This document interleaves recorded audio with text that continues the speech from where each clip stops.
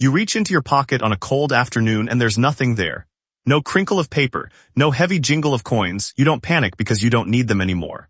You pull out your phone, tap the screen against a small black pad on the counter and walk away with your coffee. It takes less than 2 seconds. In the modern world, paper money doesn't just feel inconvenient. It feels prehistoric, dirty, and slow. But stop for a moment and really think about what happens when physical paper money completely disappears from human civilization.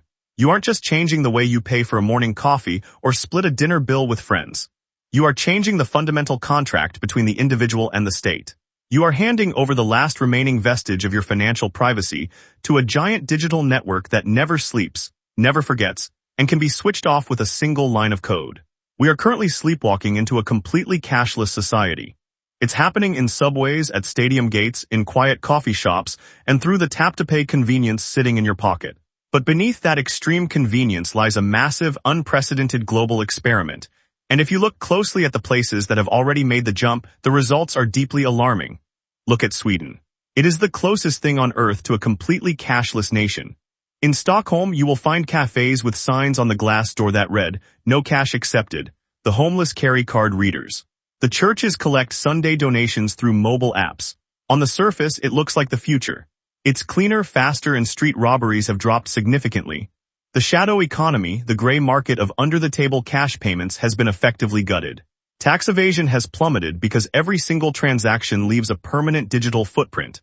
For a government, a cashless society is an absolute dream come true.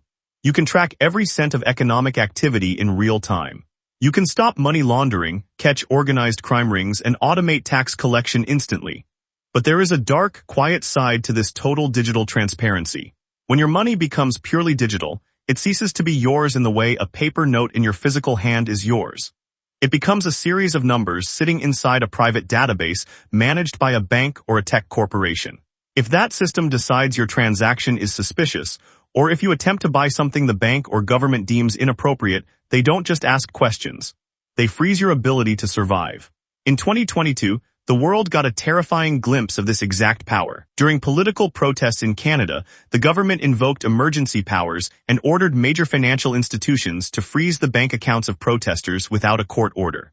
People who had committed no violent crimes suddenly found their debit cards declined at the grocery store.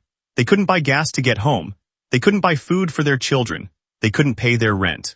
In a world with cash, you can survive outside the system. You can trade, you can buy food, and you can exist outside the direct sightline of the authorities. In a totally cashless world, you are tethered to the machine 24 hours a day. If you are disconnected from the network, you are effectively excommunicated from human society. And this isn't just about political protests or government overreach. It's about systemic fragility. Imagine a massive solar storm hitting the upper atmosphere, a coordinated cyberattack on power infrastructure, or a simple catastrophic server failure at a major card processing network. When the power grid fails or the internet drops out, cash is the only thing on Earth that still functions. It is the analog backup of human commerce. If we destroy physical currency, we create a single point of absolute failure for the entire economy. If the digital ledger goes dark for 3 days, how do you buy groceries? How do you pay a doctor in an emergency? You don't. The economy doesn't just slow down. It stops instantly, leaving millions of people stranded without a way to trade. Beyond the constant threat of a system crash, there is the silent, pervasive issue of data surveillance. Right now, your bank and credit card companies know everything about you. They know what food you eat, where you travel, what medicine you buy at the pharmacy, and what time you leave your house. They bundle that behavioral profile and use it to predict your future choices. If physical cash disappears entirely, that surveillance becomes absolute. Everything you do, every bus ride, every cup of tea, every book you read, every donation to a cause, is logged into a permanent, searchable database. In some countries, this infrastructure is already being integrated into social credit systems. If your behavior, your opinions, or your social media posts are deemed undesirable by the state, the algorithm can quietly restrict your ability to buy train tickets, book hotels, or access certain services.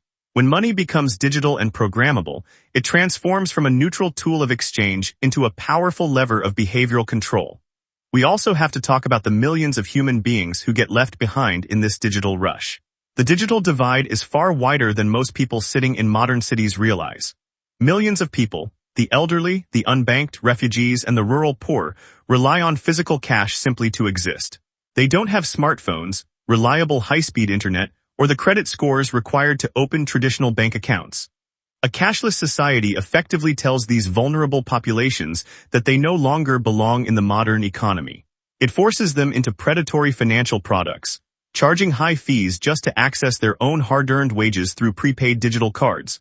So, are we trapped in an inevitable slide toward a completely digital panopticon? Not necessarily. A counterreaction is already quietly beginning. Several countries and states are passing strict laws forcing businesses to accept physical cash by law, treating it as a protected human right. At the same time, millions of people are turning toward decentralized technologies and physical assets, searching for a way to maintain their independence from central banking networks. The convenience of tapping your phone against a reader is undeniable. It feels smooth, modern, and effortless. But before we fully close the door on physical currency, we have to look honestly at what we are trading away for that convenience.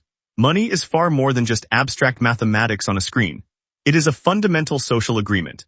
It is the basic human ability to walk into a shop, hand over a physical note, and walk out with what you need to survive, without needing permission from a bank, without being tracked by a corporation, and without needing a signal from a satellite orbiting overhead. Once that physical note is gone, you can never get it back.